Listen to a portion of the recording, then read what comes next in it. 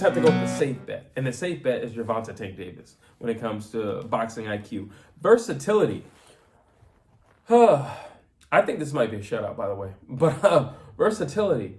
Well, Tank has taken people out in many ways. But I think the most important thing in terms of his versatility is he learns how to adapt to the individual in front of him. Because there's a specialized way to beat whoever's in front of you. And it's not, well, I'm just doing me. Because Frank Martin kind of just does himself. And I don't know, that's another question mark when it comes to Frank Martin, how well he mixes with other people.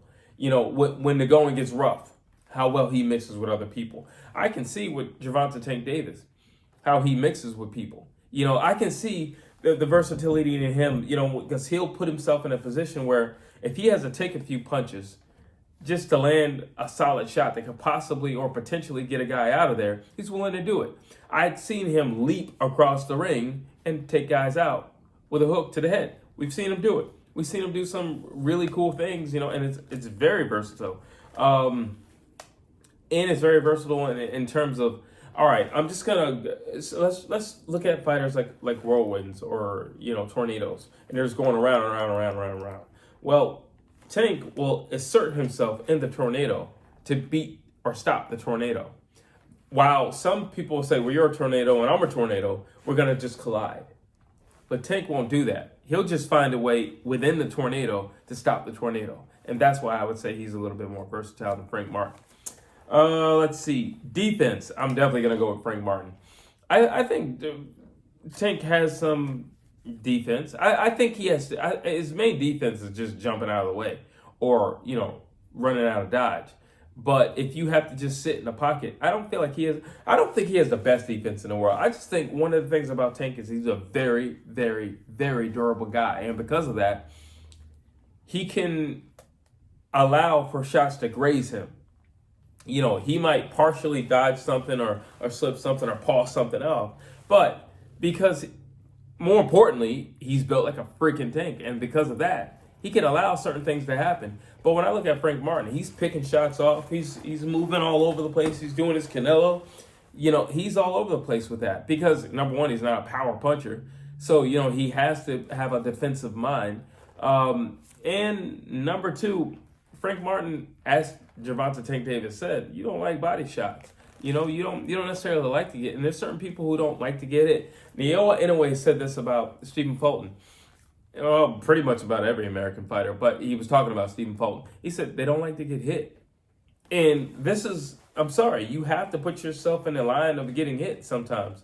I'm not saying it's the smart thing to do, and I'm definitely not saying do that. If you're in the ring or you're in the gym, do not do that. I'm just saying every once in a while, you have to understand where you are. And you're in a boxing ring, you might get hit.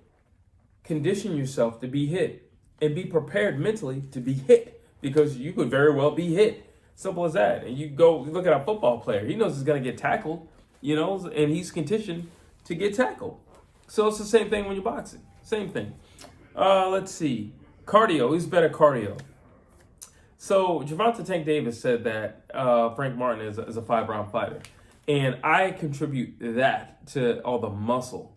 Honestly, I feel like he could be a much better and much more complete fighter if he didn't spend so much time in the gym, making his muscles look pretty. And so, when it comes to cardio, if you know anything about muscles, you need air for them to breathe. If you ever see a fighter drop his hands and just kind of shrug his shoulders, that's because the blood in their veins, you need air for that, So it's just like you need circulation. And with the bigger the muscle, the more you're going to do that, the more you're going to need of that. That's why heavyweights, they get real sloppy real quick because they're real big guys. However, Gervonta Tank Davis is known to take a round off or two or just be lazy in the round. So honestly, when it comes to cardio, I'm going to give it a draw. Let's see. Who's more creative? I might give this a draw, a tie as well. Who's more creative between the two? I would definitely say Tank is a flashy guy, because all his finishes are very dramatic and they kind of spring from nowhere. A lot of times you'll see Tank losing and then he wins, and he does that a lot. He'll be losing, and then he wins. So it's just like, I don't know. When I look at Frank Martin, he puts his hands together really well. His combinations are slick. I might actually just give this a tie. I'm just going to give this one a tie to be fair, because Frank Martin puts his hands together beautifully, especially when he's flowing and he's feeling it beautifully. However, the way Tank finishes guys is very creative, and you don't see it coming. So you got to give him credit for that. So I'm just going to say a tie just to be safe and be fair. Punch output, Frank Martin, hands down. Gervonta Tank Davis is not throwing a lot of punches. He's going to spend 2-3 rounds just computing everything you do and getting your footwork and your mojo and your speed down before he does anything. So Frank Martin, hands down, when it comes to punch output. He's going to throw a lot of punches in sequence. He's going to throw a lot of combinations. Because, again, he's not a power puncher, so he's going to have to do that. Frank Martin. Let's see. Bodywork. Gervonta Tank Davis is a tremendous body puncher, all right? Tremendous. He can stop you with that body shot.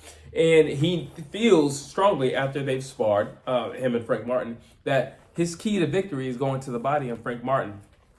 So when it comes to body shots, I got to give it to Gervonta Tank Davis, and I feel like that's definitely going to be a key point in this fight. Body work and sustained body work and how body work is taken. I feel like that's going to be a really big theme of this fight. And I really do feel like this is going to be a close quarter fight. I don't feel like there's going to be a lot of space between this fight. And I feel like it's going to start off and continue off that way until either it's stopped or it goes the full duration of the fight. Let's see. Durability. Who's more durable? Gervonta Tank Davis. Are you kidding me? You see the size of his neck? Gervonta Tank Davis. Gervonta Tank Davis can easily, when he's not training, he can hit like 165, 170. Like he can get pretty big. He's a very thick dude. So Gervonta Tank Davis. Again, Frank Martin doesn't like to get hit. You can look at any of his fights. That's not a knock on him. And boxing is to hit and not get hit. So I'm not knocking him for it. But when the going gets tough, Gervonta Tank Davis. Let's see. My favorite category. Danger. Who's more dangerous? Push comes to shove. Who's more dangerous? You get into a bar fight. Who do you want? You want Frank Martin with you or you want Gervonta Tank Davis with you? Who's more dangerous between these two guys? I got to give it to Gervonta Tank Davis. One punch knockout power. Very explosive. Once he's in it, he's fully committed.